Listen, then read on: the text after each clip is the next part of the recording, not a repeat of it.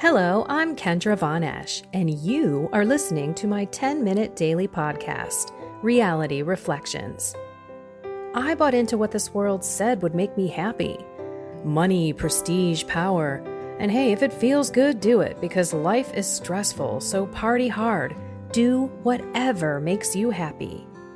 But that didn't quite work out, because I felt even more insecure, full of fear, shame, and anxiety, and never, ever good enough. Then God found me and flipped my reality upside down and transformed my life. And I want this for everyone. So I left my executive career to help others find true acceptance, supernatural peace, joy, and love that only comes from a relationship with God. Here is my reality reflection for today. Okay, picture me in a garage, staring at the wall as far away as I possibly can, because there are people who are putting up solar panels next door. I am down here in Florida, the beautiful sunshine state, visiting my mom, and then I have a talk in Miami and Fort Lauderdale, and I just can't catch a break. So I apologize for any drilling or massive sounds that you hear. I'm doing the best I can. Okay, so in my prayer, which wasn't so silent today, I think we all need to remember that being a Christian means that we suffer. So the phrase in the readings, the first readings today, is so important. And I want you to think of St. Paul and Barnabas talking to us directly. So I'm going to go there. It's Acts 14, 19 through 28. In those days, some Jews from Antioch and Iconium arrived and won over the crowds. They stoned Paul and dragged him out of the city, supposing that he was dead. But when the disciples gathered around him, he got up and entered the city. On the following day, he left with Barnabas for Derbe, or Derbe, not sure how that's pronounced. After they had proclaimed the good news to that city and made a considerable number of disciples, they returned to Lystra and to Iconium and to Antioch. Excuse me. They strengthened the spirits of the disciples and exhorted them to persevere in the faith, saying, "It is necessary for us to undergo many hardships to enter the kingdom of God."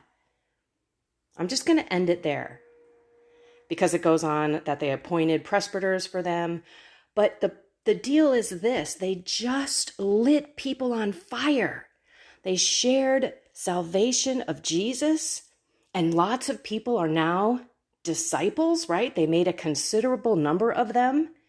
But then they had to strengthen the spirits of the disciples and exhorted them to persevere in the faith, saying, "It is necessary for us to undergo many hardships to enter the kingdom of God." So, what are you struggling with? It is okay. We are not supposed to have this perfect life. I'll tell you this. I am still battling hives. And I thought, well, I'm going from Illinois to Florida. Maybe I won't break out. Well, last night, from 11 o'clock at night till about 4 in the morning, I was on fire. I had broken out in hives head to toe. I was itching. The sheets felt like sandpaper. I could not sleep. I was just miserable. And I kept offering it. I'm like, "Mary and Jesus, take this suffering. Divvy these good, my good works. I unite them to Jesus on the cross for people who are in pain and don't know you, for those who are lost, for those who are indifferent to Mary." And I just kept offering it up. Now, I didn't feel all great about it. I mean, sometimes we suffer and we don't deal with it very well. So take a look at your own life. What is going on? Maybe it's relationship issues, or you're in a funk of some sort and you just can't seem to find your joy, or you're actually sick Or you have, issues with your boss, or you're just not ready today to face what you have to face. Like, I got to jump in a car and drive 2.5 hours down to Miami. Last thing I want to do, but I am looking forward to it because I know that I am going to persevere in the faith, and I'm going to evangelize tonight by sharing my God stories as we talked about yesterday. So if you didn't hear yesterday and you're thinking, I'm not an evangelizer, or I don't know how to evangelize, I would like you to listen to that episode, because every single one of us can and should evangelize. And we should know that it is necessary for us to suffer. You know, that denomination, like the health and wealth gospel, you are not rich and you are not healthy and you are not this because you don't pray enough and you're not, happy enough kind of thing. If you just believed, it would all come to you. And that is a bunch of baloney, because Jesus suffered. And if you read the gospel, it's clear that he says, hey, I was called here to suffer and die for you. So it wasn't just, I'm going to be crucified, which I think is suffering enough.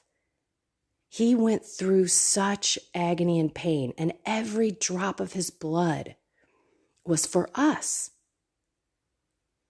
So the next time that you're in a funk, the next time you're arguing with someone, the next time that you have some suffering in your life, it could be physical, it could be mental, it could be emotional, it could be spiritual.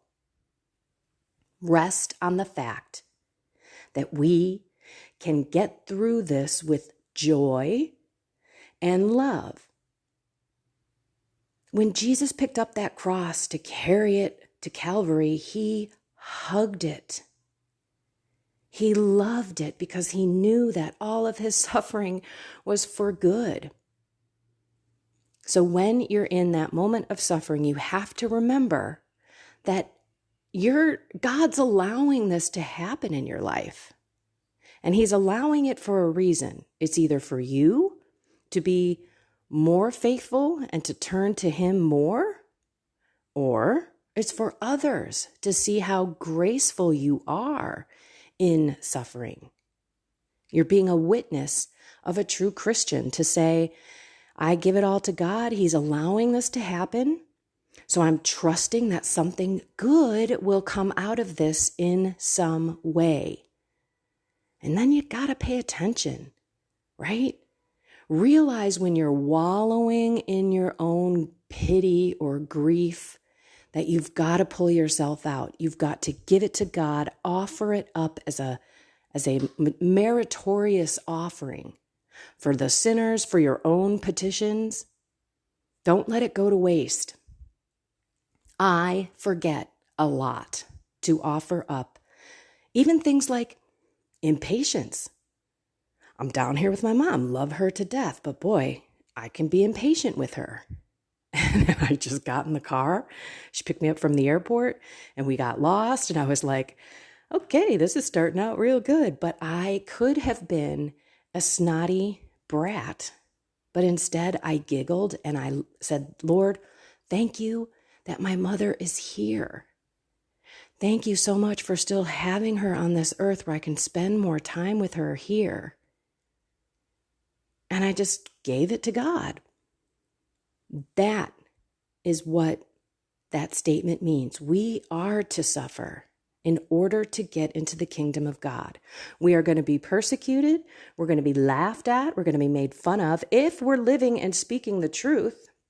If we're afraid to tell people that we don't think abortion is godly and it's an evil deed, or that we don't support homosexuality or this transgender stuff, if we just sit there and decide to not suffer here on earth and we'll just go to heaven, we're going to have to account for that. We're going to have to look at Jesus and say, yeah, I didn't want people to not like me down here.